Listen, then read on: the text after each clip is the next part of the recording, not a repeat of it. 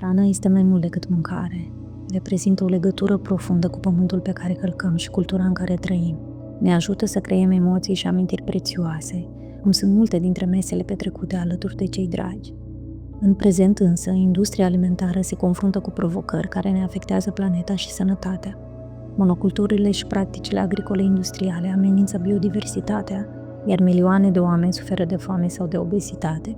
Cred că, luând exemplul comunităților din trecut, putem cultiva o legătură mai profundă cu hrana prin câteva practici regenerative, cum ar fi susținerea producătorilor locali, alegerea ingredientelor naturale și integrale, reducerea risipei alimentare sau explorarea grădinăritului urban.